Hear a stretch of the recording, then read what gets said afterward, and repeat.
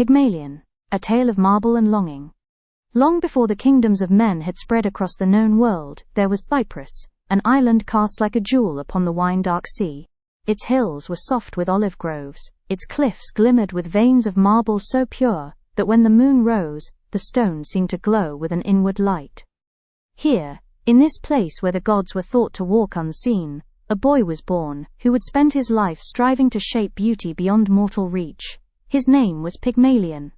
He was not like other boys, who spent their hours chasing each other along the shore, or testing their strength in wrestling matches. Even in childhood, he was solemn, searching, always with a bit of the divine shining in his wide, pale eyes. Often he could be found at the quarries, while other children played in the surf, running his small hands across the raw, striated faces of the marble cliffs. There were times when his mother would have to call his name again and again before he seemed to hear her, as if the stone itself spoke to him in a secret tongue. In adolescence he apprenticed himself to an old sculptor who had once been famed in the courts of the mainland. The man had grown bitter and half-blind with age, but when Pygmalion took up the chisel, the old master would watch, forgetting to grumble. There was something uncanny in the boy's concentration, as though he were listening to an unseen melody, guiding each stroke. By his 17th year, Pygmalion's hands could coax from cold marble, a grace no other sculptor could rival. When his father died and he ascended the throne, many in the court whispered that the boy king was too soft-hearted to rule. They expected he would be easily led by advisors, that he would squander the treasury on frivolous commissions. But though Pygmalion was gentle, he was not weak. He understood that power was only as noble as the uses to which it was put, and he governed wisely, winning the love of his people. Taxes were fair, trade flourished, the harbor was repaired, and roads improved. Yet even amid these triumphs, there remained a vacancy in his heart. Suitors came from every province, bringing their daughters to stand in the torchlight of the royal hall, hoping to become queen. They were all lovely in their way, with polished manners and smooth voices.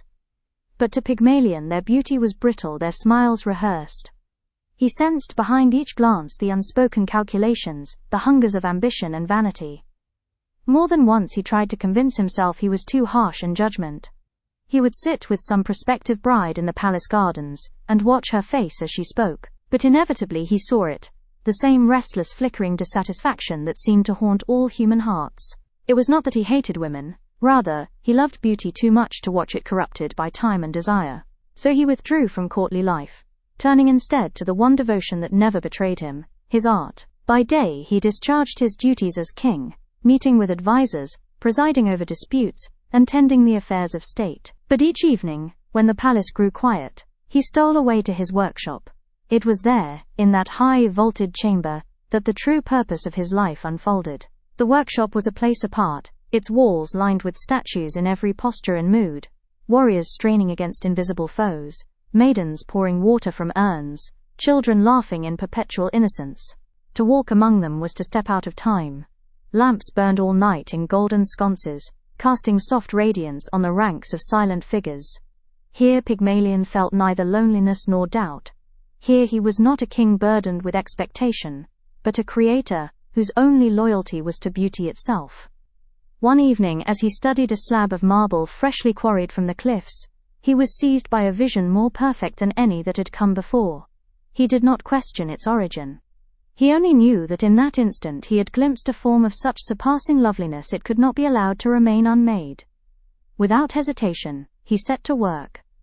Days melted into nights, he scarcely paused to eat. Servants would slip in to leave food by the door, but often it sat untouched. The chisel moved almost of its own accord. Each stroke revealed some new wonder. The delicate hollow at the base of a throat, the long curve of a cheek, the gentle parting of lips as if to breathe. When the face was finished, he felt as though he had looked upon the original design from which all women were only flawed copies. He called her Galatea. At first he told himself she was no different from any statue he had ever made. But in secret he felt her presence watching him, serene and patient. Sometimes, when the torches sputtered low, he would wake from a doze and swear he had seen her eyes glimmer. In the mornings he came to dread leaving her behind, though she was no more capable of speech or motion than the marble pedestal on which she stood. He began to clothe her. A robe of softest linen was draped over her shoulders. He slipped rings upon her slender fingers. A necklace of polished amber beads lay warm against her cold throat. Each small adornment only increased his sense that she waited, somehow, on the threshold of life. He told no one of these feelings, though the servants whispered in corridors that the king had gone mad. He no longer cared what they thought. In Galatea he had found a perfection that no living woman could approach. She did not age. She did not wound. She simply was, enduring and unchanging. But with each day, the ache in his heart grew sharper. It was not enough to look upon her. He began to wish with a longing fierce enough to break him that she might return his devotion, that her mouth might move to speak his name, that her hands might reach for him in turn. So when the festival of Aphrodite came, he resolved to pray as he never had.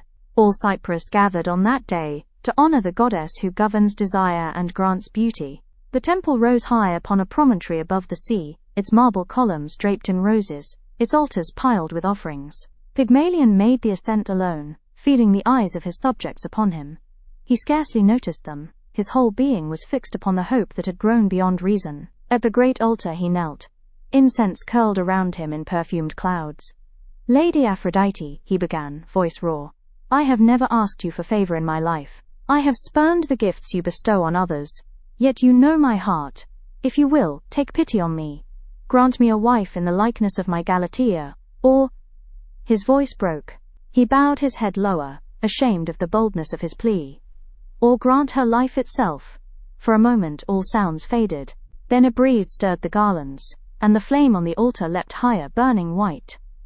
Pygmalion dared not lift his gaze. He felt a strange, solemn certainty settle over him, like the hush before a storm. That night he returned to his workshop. The lamps were already lit. Galatea stood in their glow, her marble skin radiant. He crossed the threshold slowly, afraid that he might shatter the fragile hope within him. "If you hear me," he whispered, "if the goddess has heard, let me know." With trembling fingers he reached for her cheek, and felt warmth. He snatched his hand back in disbelief. But as he stared, she stirred. Her lashes trembled. A shiver passed through her body, like a sleeper waking from a long dream. Then her eyes opened, clear and unafraid, and met his. For an instant he could not speak.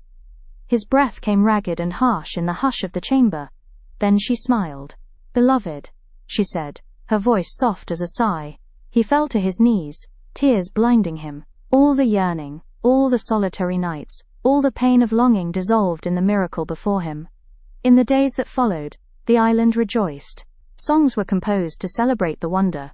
The high priest himself declared the union sacred, and in time Galatea bore him a son, Paphos, from whom a city took its name. But for Pygmalion, none of these honors mattered. What mattered was that in his faith, so foolish to the world, he had found the one thing he had always sought, beauty that did not fade, and love unmarred by time.